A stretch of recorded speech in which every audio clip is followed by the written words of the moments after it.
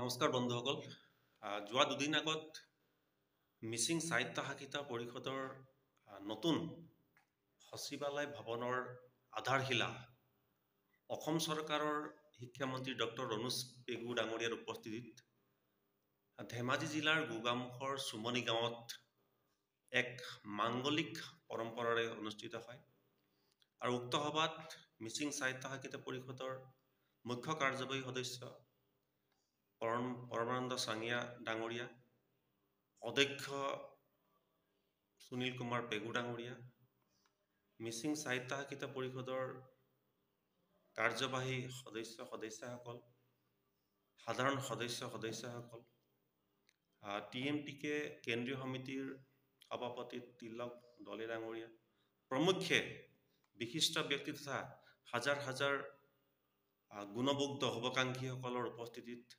উক্ত দিনা ডক্টৰ ৰণোজ পেগু ডাঙৰীয়াই এই সচিবালয় আধাৰশিলাৰ শুভাৰম্ভণি কৰে আৰু এই শুভাৰম্ভণি অনুষ্ঠানত তেখেতৰ পোনপটীয়া বক্তব্য লাইভ মই আপোনালোকৰ মোৰ এই ভিডিঅ'ৰ জৰিয়তে আগবঢ়াব লৈছোঁ। মোৰ তৰফৰ পৰা মই অশেষ ধন্যবাদ জ্ঞাপন কৰিছোঁ। লগতে এই গাঁৱৰ প্ৰাক্তন গাঁওবুঢ়া স্বৰ্গীয় কলীয়া দলে অবিভক্ত গোগামুখ গাঁও পঞ্চায়তৰ প্ৰাক্তন পৰিষদ বিভিন্ন বিতৰ্কৰ মাজত প্ৰায় এটা দশক পাৰ কৰাৰ পাছত 2005 চনত আইনখন সংশোধনীৰ জৰিয়তে সকলো ৰাইজে গ্ৰহণ কৰি ল'ব পৰা এটা অৱস্থাৰ সৃষ্টি হৈছিল। মিচিংসকলৰ লগতে সেই সময়ত ৰাভা হাছং স্বায়ত্তশাসিত পৰিষদ তিৱা স্বায়ত্তশাসিত পৰিষদেও এই সংশোধনীৰ সুবিধা লাভ কৰিছিল আৰু বিভিন্ন আন্দোলনকাৰী সংগঠনবিলাকে ইয়াক গ্ৰহণ কৰি লৈছিল। নিৰ্বাচন অনুষ্ঠিত কৰাৰ এটা ৰাস্তা খোল খাইছিল, কিন্তু তাৰ পাছতে হাইকোৰ্টত হোৱা কিছুমান গোচৰৰ কাৰণে 6 চনৰ 2005 চনত আইন সংশোধনী হোৱাৰ পাছতো নিৰ্বাচন অনুষ্ঠিত কৰাৰ ৰাস্তাটো মুকলি হোৱা নাছিল। এনে পৰিস্থিতিত পুনৰবাৰ ইণ্টেৰিম কাউন্সিল গঠন কৰাৰ সিদ্ধান্ত হৈছিল। 2006 চনত পৰমানন্দ চাঙিয়া ডাঙৰীয়া তেখেত ইণ্টেৰিম কাউন্সিলৰ মুখ্য কাৰ্যবাহী সদস্য হিচাপে তেতিয়া দায়িত্ব লৈছিল আৰু বিভিন্ন চৰকাৰখনৰ লগত হোৱা যে নিৰ্বাচন হ'ব নহ'ব এই কথাক লৈ হোৱা সংঘাতৰ পৰিণতিত 2009 চনত ইণ্টেৰিম কাউন্সিলখন ভংগ হৈছিল। ইয়াৰ পাছত এটা সিদ্ধান্ত লোৱা হৈছিল যে এইবাৰ আৰু ইণ্টেৰিম কাউন্সিল গঠন নহয়, যেতিয়ালৈকে ইলেকশ্যন নহয় তেতিয়ালৈকে ইণ্টেৰিম কাউন্সিলো নহয়, চৰকাৰে কাউন্সিলখন চলাই থাকক। আৰু এই ব্যৱস্থাৰ মাজত আহি 2013 চনত প্ৰথমবাৰৰ কাৰণে মিচিং স্বায়ত্তশাসিত পৰিষদৰ নিৰ্বাচন অনুষ্ঠিত হয় আৰু নিৰ্বাচিত পৰিষদ এখনে সুকলমে 5টা বছৰ কাৰ্যনিৰ্বাহ সম্পূৰ্ণ কৰে।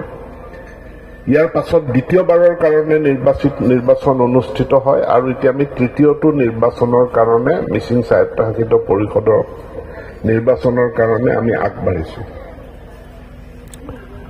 মাননীয় মুখ্যমন্ত্ৰী যেতিয়া তেখেত শিক্ষামন্ত্ৰী বিত্তমন্ত্ৰী হৈ আছিল তেতিয়া তেওঁ MSCলৈ এদিন আহিছিল আৰু আহি তেখেতে MSCত এটা মন্তব্য দিছিল যে স্বায়ত্তশাসিত পৰিষদসমূহ কেৱল চৰকাৰৰ নমিনেটেড বা চৰকাৰৰ আজ্ঞাবাহী একোটা পৰিষদ হোৱাৰ সলনি ই উন্নয়নৰ এক এজেঞ্চিত পৰিণত হ'ব লাগে আৰু উন্নয়নৰ এজেঞ্চি হিচাপে পিছপৰা বিশেষকৈ জনজাতি প্ৰধান পিছপৰা অঞ্চলবিলাকত দ্ৰুত উন্নয়ন সাধন কৰিব পাৰে। অসম চৰকাৰে কৰিব পৰা সমগ্ৰ উন্নয়নৰ কাম অসম চৰকাৰে কৰি আছে, কৰি থাকিব। কিন্তু তাত য'ত ক্ৰিটিকেল গেপ থাকি যায়, যিবিলাক কাম অসম চৰকাৰে ঢুকি নাপায়, সেই কামবিলাক স্বায়ত্তশাসিত পৰিষদবোৰে কৰিব লাগে বুলি তেখেতে মন্তব্য প্ৰদান কৰিছিল। আৰু তাৰ পাছত পৰা স্বায়ত্তশাসিত পৰিষদলৈ নিয়মীয়া পুঁজি যোগান ভাৰতীয় জনতা পাৰ্টী নেতৃত্বাধীন চৰকাৰে নিয়মীয়া পুঁজি যোগানটো কৰি আহিছে। মই আকৌ এবাৰ কৈছোঁ, বিজেপি চৰকাৰ হোৱাৰ পাছৰ পৰা স্বায়ত্তশাসিত পৰিষদসমূহে নিয়মীয়া পুঁজি যোগান পাইছিল। পূৰ্বৰ যেতিয়া কংগ্ৰেছ চৰকাৰ আছিল, কংগ্ৰেছ চৰকাৰৰ দিনত বাজেটত আবণ্টন থাকে 60 কোটি, কিন্তু কাউন্সিলখনক মুকলি কৰি দিয়ে 30 কোটি 20 কোটি এনেধৰণে। অৰ্থাৎ বাজেটত আবণ্টিত ধন কংগ্ৰেছৰ দিনত কেতিয়াও পৰিষদখনে সম্পূৰ্ণৰূপে পোৱা নাছিল।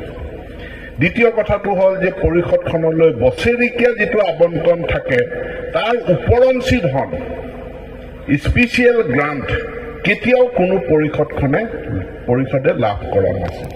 কিন্তু বিজেপি চৰকাৰ হোৱাৰ পৰা বাজেটত আবণ্টিত ধনৰ 1 টকাও কেতিয়াও আমাৰ চৰকাৰে কম কৰি দিয়া নাই। যিমান বাজেট আছে সিমান টকাই প্ৰতি বছৰে দি আহিছে, এই কথাটো সকলো ৰাইজে মন কৰিব। দ্বিতীয় কথাটো হ'ল নিয়মীয়া যিটো পুঁজি থাকে সেই নিয়মীয়া পুঁজিৰ উপৰিও বিভিন্ন পৰিষদক চৰকাৰখনে বিশেষ স্পেচিয়েল গ্ৰাণ্ট দি আহিছে। ইয়াৰ আগতে মিচিং স্বায়ত্তশাসিত পৰিষদক ওৱান টাইম স্পেচিয়েল গ্ৰাণ্ট 5 কোটি টকা এডিশ্যনেলি, অৰ্থাৎ বাজেটত নিয়মীয়া যিটো গ্ৰাণ্ট আছে তাৰ উপৰিও এডিশ্যনেল 5 কোটি টকা অসম চৰকাৰখনে আগবঢ়াইছে। চলিত বৰ্ষত প্ৰায় 90 কোটি টকা নিয়মীয়া বাজেট আবণ্টিত ধন মিচিং স্বায়ত্তশাসিত পৰিষদলৈ এইটো চেংচন কৰাৰ উপৰি 25 কোটি টকা অতিৰিক্ত শিক্ষানুষ্ঠানৰ উন্নয়নৰ কাৰণে, কেৱল শিক্ষানুষ্ঠান যিবিলাক আমাৰ বেয়া হৈ থকা LP স্কুল আছে, ME স্কুল আছে, হাই স্কুল আছে, সেইসমূহৰ উন্নয়নৰ কাৰণে অতিৰিক্ত 25 কোটি টকা মিচিং স্বায়ত্তশাসিত পৰিষদলৈ আবণ্টন দিছে।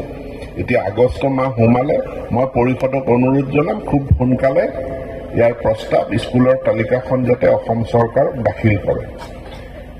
মিচিং অধ্যুষিত অঞ্চলত বিভিন্ন জাতি জনগোষ্ঠী আছে, সকলোকে সামৰি লৈ পৰিষদখনে কাম কৰি আছে।